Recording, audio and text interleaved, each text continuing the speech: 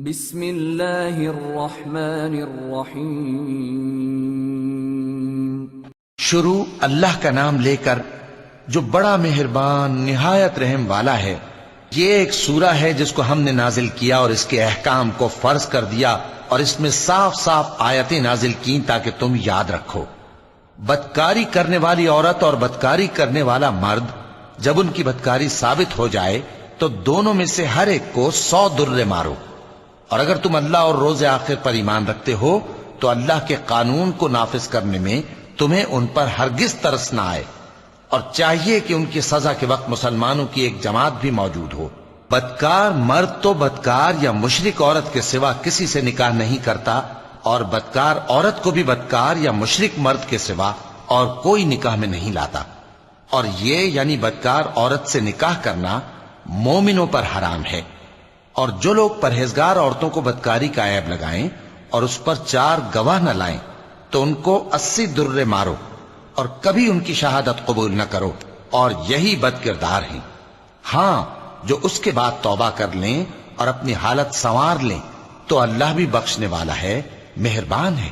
اور جو لوگ اپنی بیویوں پر بدکاری کی تہمت لگائیں اور خود ان کے سوا اور گواہ نہ ہوں تو ہر ایک کی شہادت یہ ہے کہ پہلے تو 4 بار اللہ کی قسم کھائے کہ بے شک وہ سچا ہے، اور 5ویں بار یہ کہے کہ اگر وہ جھوٹا ہو تو اس پر اللہ کی لعنت۔ اور عورت سے سزا کو یہ بات ٹال سکتی ہے کہ وہ پہلے 4 بار اللہ کی قسم کھائے کہ بے شک یہ جھوٹا ہے، اور 5ویں دفعہ یوں کہے کہ اگر یہ سچا ہو تو مجھ پر اللہ کا غضب نازل ہو۔ اور اگر تم پر اللہ کا فضل اور اس کی مہربانی نہ ہوتی تو بہت سی خرابیاں پیدا ہو جاتی۔ اور یہ کہ اللہ توبہ قبول کرنے والا ہے، حکیم ہے۔ جن لوگوں نے یہ بہتان باندھا ہے وہ تمہیں میں سے ایک جماعت ہے، اس کو اپنے حق میں برا نہ سمجھنا، بلکہ وہ تمہارے لیے اچھا ہے۔ ان میں سے جس شخص نے گناہ کا جتنا حصہ لیا اس کے لیے اتنا وبال ہے، اور جس نے ان میں سے اس بہتان کا بڑا بوجھ اٹھایا ہے اس کو بڑا عذاب ہوگا۔ جب تم نے وہ بات سنی تھی تو مومن مردوں اور عورتوں نے کیوں اپنے دلوں میں نیک گمان نہ کیا، اور کیوں نہ کہہ دیا کہ یہ کھلم کھلا بہتان ہے؟ یہ بہتان لگانے والے اپنی بات کی تصدیق کے لیے 4 گواہ کیوں نہ لائے؟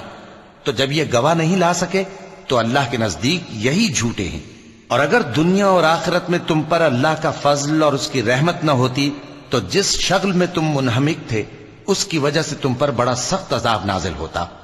جب تم اپنی زبانوں سے اس کا ایک دوسرے سے ذکر کرتے تھے اور اپنے منہ سے ایسی بات کہتے تھے جس کا تم کو کچھ بھی علم نہ تھا، اور تم اسے ایک ہلکی بات سمجھتے تھے، حالانکہ اللہ کے نزدیک وہ بڑی بھاری بات تھی۔ اور جب تم نے اسے سنا تھا تو کیوں نہ کہہ دیا کہ ہمیں شایع نہیں کہ ایسی بات زبان پر لائیں؟ پروردگار تو پاک ہے، یہ تو بہت بڑا بہتان ہے۔ اللہ تمہیں نصیحت کرتا ہے کہ اگر مومن ہو تو پھر کبھی ایسا کام نہ کرنا، اور اللہ تمہارے سمجھانے کے لیے اپنی آیتیں کھول کھول کر بیان فرماتا ہے، اور اللہ جاننے والا ہے، حکمت والا ہے۔ جو لوگ اس بات کو پسند کرتے ہیں کہ مومنوں میں بے حیائی یعنی تہمت بدکاری کی خبر پھیلے، ان کو دنیا اور آخرت میں دکھ دینے والا عذاب ہوگا، اور اللہ جانتا ہے اور تم نہیں جانتے۔ اور اگر تم پر اللہ کا فضل اور اس کی رحمت نہ ہوتی تو کیا کچھ نہ ہوتا، مگر وہ کریم ہے، اور یہ کہ اللہ نہایت مہربان ہے، رحیم ہے۔ مومنوں، شیطان کے قدموں پر نہ چلنا، اور جو شخص شیطان کے قدموں پر چلے گا تو شیطان تو بے حیائی کی باتیں اور برے کام ہی بتائے گا۔ اور اگر تم پر اللہ کا فضل اور اس کی مہربانی نہ ہوتی تو ایک شخص بھی تم میں پاک نہ ہو سکتا، مگر اللہ جس کو چاہتا ہے پاک کر دیتا ہے، اور اللہ سننے والا ہے، جاننے والا ہے۔ اور جو لوگ تم میں صاحب فضل اور صاحب مال ہیں وہ اس بات کی قسم نہ کھائیں کہ رشتہ داروں اور محتاجوں اور وطن چھوڑ جانے والوں کو کچھ نہیں دیں گے، اور ان کو چاہیے کہ معاف کر دیں اور درگزر کریں۔ کیا تم پسند نہیں کرتے کہ اللہ تم کو بخش دے؟ اور اللہ تو بخشنے والا ہے، مہربان ہے۔ جو لوگ پرہیزگار اور برے کاموں سے بے خبر اور ایماندار عورتوں پر بدکاری کی تہمت لگاتے ہیں ان پر دنیا اور آخرت دونوں میں لعنت ہے، اور ان کو سخت عذاب ہوگا۔ یعنی قیامت کے روز جس دن ان کی زبانیں اور ہاتھ اور پاؤں سب ان کے کاموں کی گواہی دیں گے۔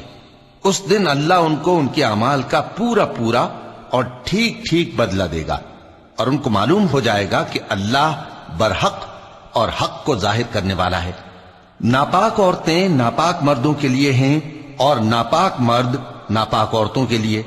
اور پاک عورتیں پاک مردوں کے لیے ہیں، اور پاک مرد پاک عورتوں کے لیے۔ یہ پاک لوگ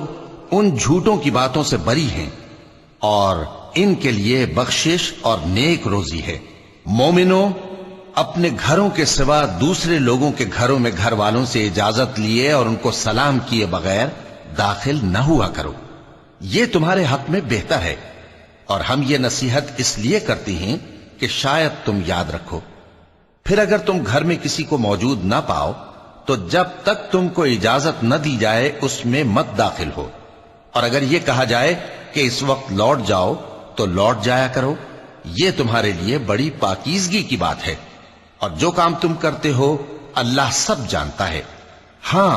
اگر تم کسی ایسے مکان میں جاؤ جس میں کوئی نہ بستا ہو اور اس میں تمہارا اسباب رکھا ہو تو تم پر کچھ گناہ نہیں، اور جو کچھ تم ظاہر کرتے ہو اور جو پوشیدہ کرتے ہو اللہ کو سب معلوم ہے۔ مومن مردوں سے کہہ دو کہ اپنی نظریں نیچی رکھا کریں اور اپنی شرمگاہوں کی حفاظت کیا کریں، یہ ان کے لیے بڑی پاکیزگی کی بات ہے، اور جو کام یہ کرتے ہیں اللہ ان سے خبردار ہے۔ اور مومن عورتوں سے کہہ دو کہ وہ بھی اپنی نگاہیں نیچی رکھا کریں اور اپنی شرمگاہوں کی حفاظت کیا کریں، اور اپنی آرائش یعنی زیور کے مقامات کو ظاہر نہ ہونے دیا کریں مگر جو اس میں سے کھلا رہتا ہو، اور اپنے سینوں پر اوڑھنیاں اوڑھے رہا کریں، اور اپنے خاوند اور باپ اور خسر اور بیٹوں اور خاوند کے بیٹوں اور بھائیوں اور بھتیجوں اور بھانجوں اور اپنی جیسی مومن عورتوں اور لونڈی غلاموں کے سوا نیز ان خدام کے جو عورتوں کی خواہش نہ رکھیں، یا ایسے لڑکوں کے جو عورتوں کے پردے کی چیزوں سے واقف نہ ہوں، غرض ان لوگوں کے سوا کسی پر اپنی زینت اور سنگھار کے مقامات کو ظاہر نہ ہونے دیں، اور اپنے پاؤں ایسے طور سے زمین پر نہ مارے کہ جھنکار کانوں میں پہنچے اور ان کا پوشیدہ زیور معلوم ہو جائے۔ اور مومنوں، سب اللہ کے آگے توبہ کرو تاکہ فلاح پاؤ، اور اپنی قوم کی بیوہ عورتوں کے نکاح کر دیا کرو، اور اپنے غلاموں اور لونڈیوں کے بھی جو نیک ہوں نکاح کر دیا کرو۔ اگر وہ مفلس ہوں گے تو اللہ ان کو اپنے فضل سے غنی کر دے گا، اور اللہ بہت وسعت والا ہے، سب کچھ جاننے والا ہے۔ اور جن کو بیاہ کا مقدور نہ ہو وہ پاک دامنی کو اختیار کیے رہیں یہاں تک کہ اللہ ان کو اپنے فضل سے غنی کر دے۔ اور جو غلام تم سے مکاتبت یعنی مال دے کر پروانہ آزادی کی تحریر چاہیں، اگر تم ان میں صلاحیت اور نیکی پاؤ تو ان سے مکاتبت کر لو، اور اللہ نے جو مال تم کو بخشا ہے اس میں سے ان کو بھی دو۔ اور اپنی باندیوں کو اگر وہ پاک دامن رہنا چاہیں تو دنیاوی زندگی کے فوائد حاصل کرنے کے لیے بدکاری پر مجبور نہ کرنا، اور جو ان کو مجبور کرے گا تو ان بیچاریوں کے مجبور کیے جانے کے بعد اللہ بخشنے والا ہے، مہربان ہے۔ اور ہم نے تمہاری طرف روشن آیتیں نازل کی ہیں، اور جو لوگ تم سے پہلے گزر چکے ہیں ان کی خبریں اور پرہیزگاروں کے لیے نصیحت۔ اللہ آسمانوں اور زمین کا نور ہے، اس کے نور کی مثال ایسی ہے کہ گویا ایک طاق ہے جس میں ایک چراغ ہے، اور چراغ ایک قندیل میں ہے، اور قندیل ایسی صاف شفاف ہے کہ گویا موتی کا سا چمکتا ہوا تارا ہے۔ اس میں ایک مبارک درخت کا تیل جلایا جاتا ہے یعنی زیتون کا، کہ نہ مشرق کی طرف ہے نہ مغرب کی طرف۔ ایسا معلوم ہوتا ہے کہ اس کا تیل خواہ آگ اسے نہ بھی چھوئے جلنے کو تیار ہے۔ بڑی روشنی پر روشنی ہو رہی ہے۔ اللہ اپنے نور سے جس کو چاہتا ہے سیدھی راہ دکھاتا ہے، اور اللہ جو مثالیں بیان فرماتا ہے تو لوگوں کے سمجھانے کے لیے، اور اللہ ہر چیز سے واقف ہے۔ وہ قندیل ان گھروں میں ہے جن کے بارے میں اللہ نے ارشاد فرمایا ہے کہ بلند کیے جائیں اور وہاں اللہ کے نام کا ذکر کیا جائے، اور ان میں صبح و شام اس کی تسبیح کرتے ہیں۔ ایسے لوگ جن کو اللہ کے ذکر اور نماز پڑھنے اور زکوٰۃ دینے سے نہ سوداگری غافل کرتی ہے نہ خرید و فروخت، وہ اس دن سے جب دل خوف اور گھبراہٹ کے سبب الٹ جائیں گے اور آنکھیں اوپر چڑھ جائیں گی، ڈرتے ہیں تاکہ اللہ ان کو ان کے اعمال کا بہت اچھا بدلہ دے اور اپنے فضل سے زیادہ بھی عطا فرمائے، اور اللہ جس کو چاہتا ہے بے حساب رزق دیتا ہے۔ اور جن لوگوں نے کفر کیا ان کے اعمال کی مثال ایسی ہے جیسے میدان میں ریت کہ پیاسا اسے پانی سمجھے، یہاں تک کہ جب اس کے پاس آئے تو اسے کچھ بھی نہ پائے اور اللہ ہی کو اپنے پاس دیکھے تو وہ اسے اس کا حساب پورا پورا چکا دے، اور اللہ جلد حساب کرنے والا ہے۔ یا ان کے اعمال کی مثال ایسی ہے جیسے گہرے سمندر میں اندھیرے جس پر لہر چڑھی چلی آتی ہو اور اس کے اوپر اور لہر آ رہی ہو اور اس کے اوپر بادل ہو، غرض اندھیرے ہی اندھیرے ہوں، ایک پر ایک چھایا ہوا، جب اپنا ہاتھ نکالے تو کچھ نہ دیکھ سکے، اور جس کو اللہ روشنی نہ دے اس کو کہیں بھی روشنی نہیں مل سکتی۔ کیا تم نے نہیں دیکھا کہ جو لوگ آسمانوں اور زمین میں ہیں اللہ کی تسبیح کرتے رہتے ہیں، اور پر پھیلائے ہوئے پرندے بھی، اور سب اپنی نماز اور تسبیح کے طریقے سے واقف ہیں، اور جو کچھ وہ کرتے ہیں سب اللہ کو معلوم ہے، اور آسمان اور زمین کی بادشاہی اللہ ہی کے لیے ہے اور اللہ ہی کی طرف لوٹ کر جانا ہے۔ کیا تم نے نہیں دیکھا کہ اللہ ہی بادلوں کو چلاتا ہے، پھر ان کو آپس میں ملا دیتا ہے، پھر ان کو تہ بتہ کر دیتا ہے، پھر تم دیکھتے ہو کہ بادل سے مے نکل کر برس رہا ہے، اور آسمان میں جو اولوں کے پہاڑ ہیں ان سے اولے نازل کرتا ہے، تو جس پر چاہتا ہے اس کو برسا دیتا ہے اور جس سے چاہتا ہے ہٹا رکھتا ہے، اور بادل میں جو بجلی ہوتی ہے اس کی چمک آنکھوں کو خیرہ کر کے بینائی کو اچ کے لیے جاتی ہے۔ اللہ ہی رات اور دن کو بدلتا رہتا ہے، اہل بصارت کے لیے اس میں بڑی عبرت ہے۔ اور اللہ ہی نے ہر چلنے پھرنے والے جاندار کو پانی سے پیدا کیا، تو ان میں سے بعض ایسے ہیں کہ پیٹ کے بل چلتے ہیں، اور بعض ایسے ہیں جو 2 پاؤں پر چلتے ہیں، اور بعض ایسے ہیں جو 4 پاؤں پر چلتے ہیں۔ اللہ جو چاہتا ہے پیدا کرتا ہے، بے شک اللہ ہر چیز پر قادر ہے۔ ہم ہی نے روشن آیتیں نازل کی ہیں، اور اللہ جس کو چاہتا ہے سیدھے راستے کی طرف ہدایت کرتا ہے۔ اور بعض لوگ کہتے ہیں کہ ہم اللہ پر اور رسول پر ایمان لائے اور ان کا حکم مان لیا، پھر اس کے بعد ان میں سے ایک فریق پھر جاتا ہے، اور یہ لوگ صاحب ایمان ہی نہیں ہیں، اور جب ان کو اللہ اور اس کے رسول کی طرف بلایا جاتا ہے تاکہ پیغمبر ان کا قضیہ چکا دیں، تو ان میں سے ایک فریق منہ پھیر لیتا ہے، اور اگر ان کو حق ملتا ہو تو اس کی طرف قبول کر کے چلے آتے ہیں۔ کیا ان کے دلوں میں بیماری ہے، یا یہ شک میں ہیں، یا ان کو یہ خوف ہے کہ اللہ اور اس کا رسول ان پر ظلم کریں گے؟ نہیں، بلکہ یہ خود ہی ظالم ہیں۔ مومنوں کی تو یہ بات ہے کہ جب اللہ اور اس کے رسول کی طرف بلائے جائیں تاکہ وہ ان میں فیصلہ کریں تو کہیں کہ ہم نے حکم سن لیا اور مان لیا، اور یہی لوگ فلاح پانے والے ہیں۔ اور جو شخص اللہ اور اس کے رسول کی فرما برداری کرے گا اور اس سے ڈرے گا اور اس کا تقوی اختیار کرے گا تو ایسے ہی لوگ مراد کو پہنچنے والے ہیں۔ اور یہ اللہ کی سخت سخت قسمیں کھاتے ہیں کہ اگر تم ان کو حکم دو تو سب گھروں سے نکل کھڑے ہوں۔ کہہ دو کہ قسمیں مت کھاؤ، پسندیدہ فرما برداری درکار ہے، بے شک اللہ تمہارے سب اعمال سے خبردار ہے۔ کہہ دو کہ اللہ کی فرما برداری کرو اور رسول کے حکم پر چلو، اگر منہ موڑو گے تو رسول پر اس چیز کا ادا کرنا ہے جو ان کے ذمے ہے، اور تم پر اس چیز کا ادا کرنا ہے جو تمہارے ذمے ہے،